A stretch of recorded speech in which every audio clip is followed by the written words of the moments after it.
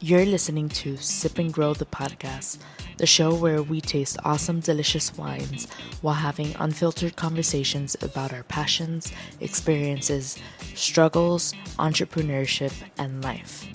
My name is Nicole Di Pasquale, and I'm a wine enthusiast just trying to pursue her passions and dreams while taking you on the journey with me, one episode at a time. My ultimate goal is to not only bring you wine knowledge and value, but also inspire you to enjoy your process and journey in pursuing your passions and dreams. Because guess what? The person you become while enduring the process is more important. So sit back, grab a glass, and let's sip and grow together.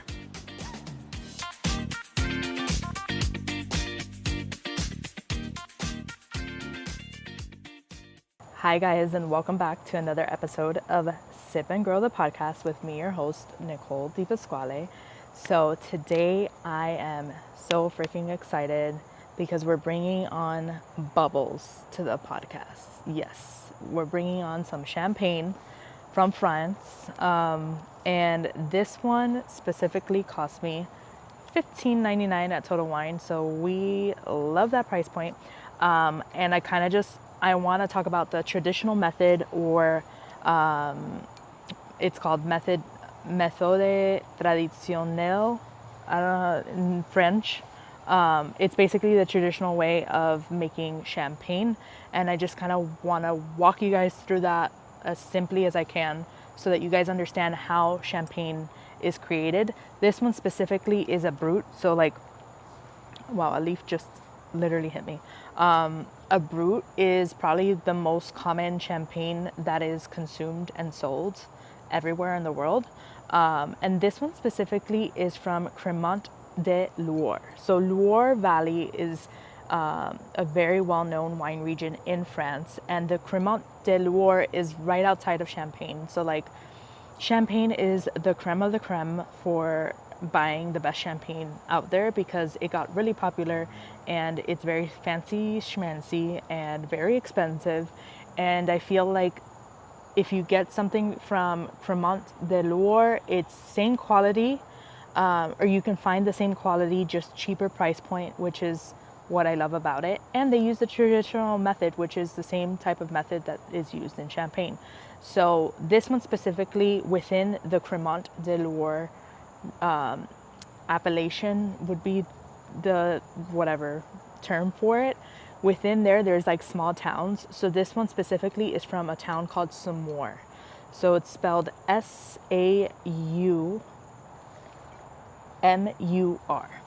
So this is, again, I got this at Total Wine, and in the back it kind of gives you a description of, behind, a little bit behind this specific wine. So like this bottle, they basically got together with wine growers in that area, in the Saumur area, to kind of create this Brut champagne.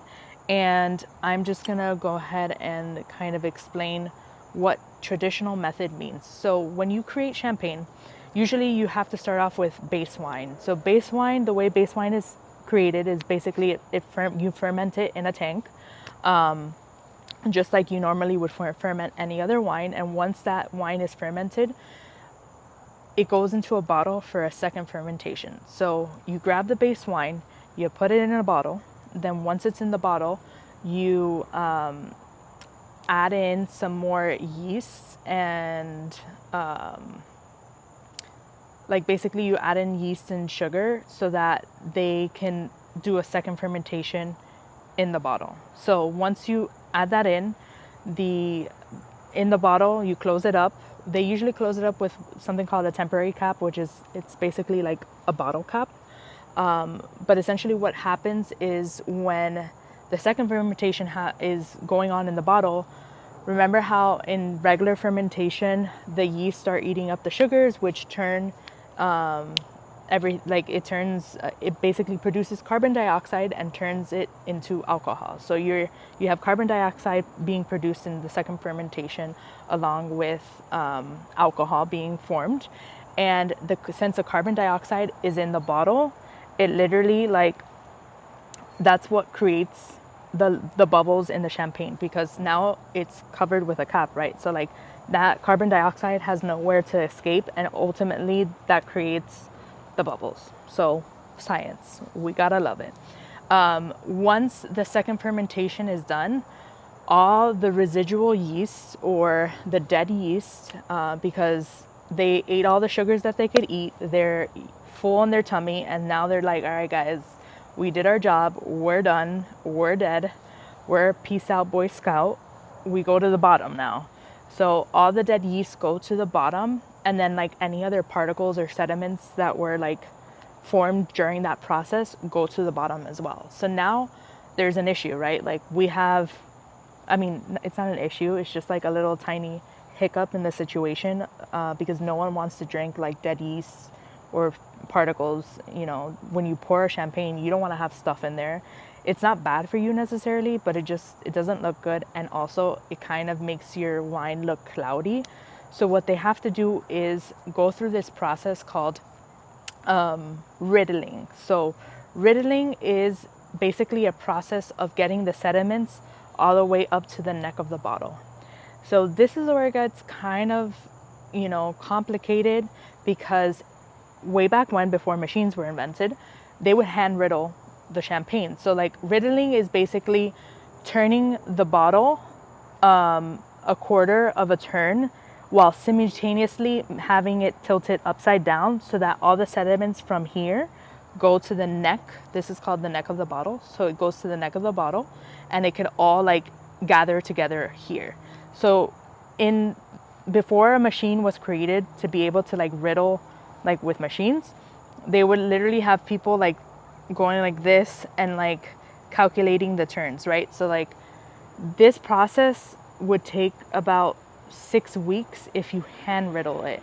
But now in the 70s, there was this machine created called the Gyropalette, and the Gyropalette is basically a machine that riddles your bottles for you mechanically. So with this Gyropalette created, obviously it's not as labor intensive on someone, because let's be honest, ergonomically riddling a bottle is not good for you.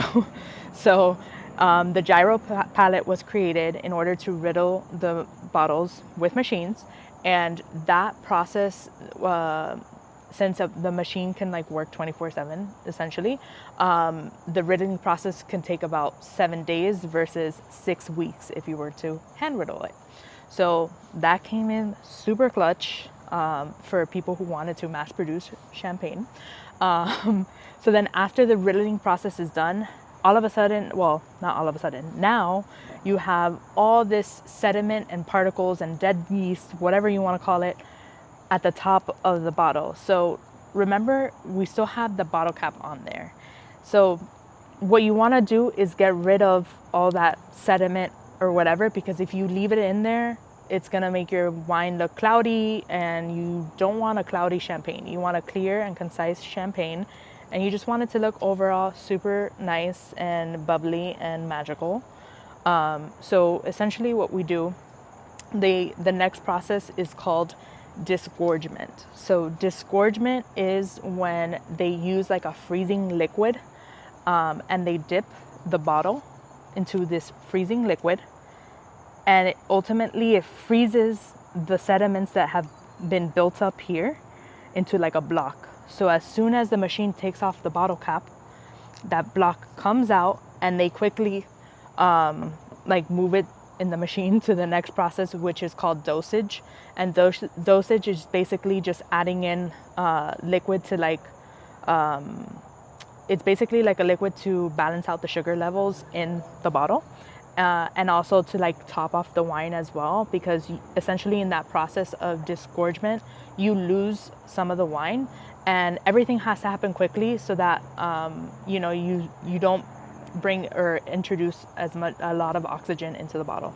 So this all happens through a machine process, and then once the dosage is added, then they cork it, and then they put a cage on the cork, which the cage is essentially, I'll start taking the paper off so you can see it, but the cage is usually like a little cage that they put on top of the cork, because remember, this has a lot of pressure built up inside, and usually like that's why you have the popping sound when you open a champagne. But fun fact, the dosage is important, not only to top off the wine, but also a Brut. Like there's different types of champagnes, right? And I wrote it down because I wanted to make sure I can give you all the proper like levels of sugar for each of them. But ultimately this is a Brut. So Brut champagne tends to have less than 12 grams of sugar per liter. So if it's less than 12 grams of sugar per liter, it'll say Brut on the bottle, which this one does. The different types, I'm gonna read them out so that I don't miss any. So the different types of champagne is, which remember, this is the way champagne is classified. It's classified based off of the sugar added after secondary fermentation. So there's about 7 different types of champagne. Stick with me. So the first one is called Deux or Doux. It's spelled D-O-U-X, and this, if it's a Doux champagne, that means that there's more than 50 grams of sugar per liter. Then the second one would be demi-sec. Demi-sec it would be considered a demi-sec champagne if there's 32 to 50 grams of sugar per liter. It would be considered a sec if it's between 17 and 32 grams of sugar per liter. It would be considered extra dry, which is the fourth type of champagne, if it has between 12 to 17 grams of sugar per liter. It would be considered a Brut, which this one's considered a Brut, if it's less than 12 grams of sugar per liter. Then it would be extra Brut if it's between 0 to 6 grams of sugar per liter. And then the last but not least is called Brut Nature or zero dosage, which means it has less than 3 grams of sugar per liter.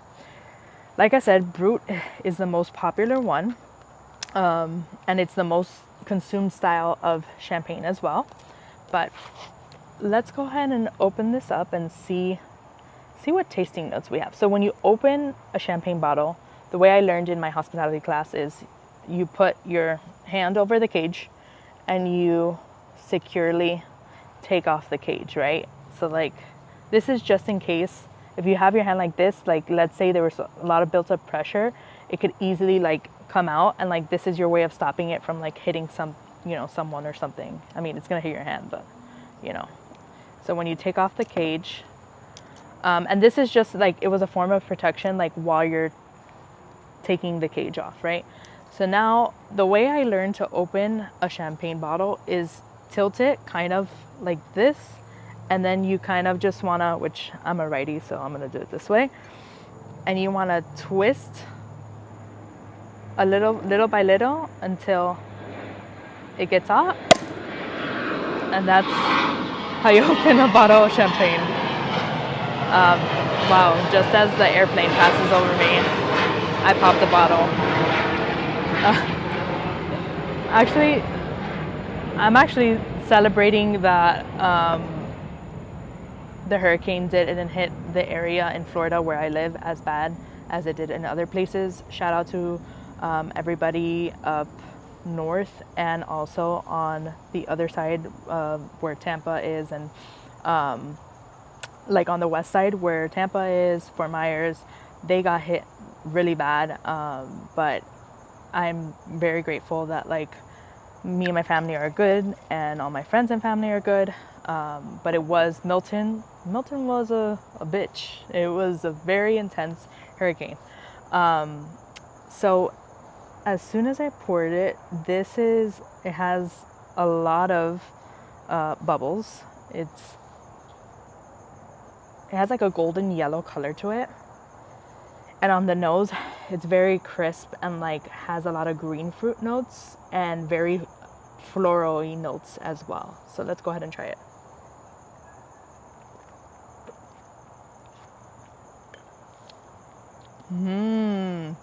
If you're super into like crisp green, like fresh green fruits, you're gonna love this. This is like very crisp and fresh on the mouth. It's medium bodied, so Another thing about Crémant de Loire is that everything that comes out of there usually tends to have Chenin Blanc in it. This specific bottle has Chenin Blanc, Chardonnay, and what was the third one? Oh, and Cabernet Franc. So this specific bottle is made up of Chenin Blanc, Chardonnay, and Cabernet Franc.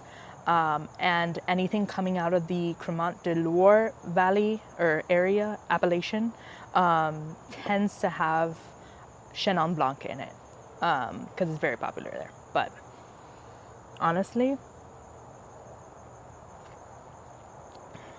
the effervescence is like really nice, and it's very persistent in your mouth and very acidic. Like I said, if you like fresh, green, juicy fruits, like a apple or a pear, like I would say the two biggest things I taste in here is a green apple fresh from the garden or a nice crisp pear that is just like the most perfect pear that you've ever had.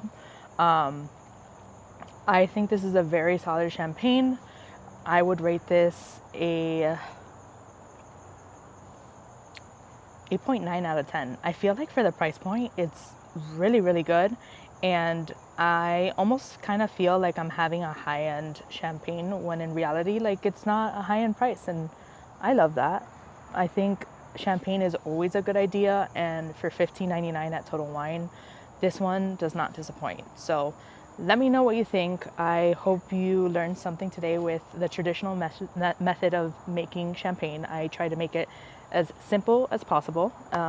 And let me know if you guys try it and let me know if you like it. But I will definitely be celebrating with this bottle tonight with the fam and kind of just enjoy the champagne because every occasion is an occasion to open a bottle of champagne. So cheers to that. I hope you have your wine tonight. I will see you guys on the next one.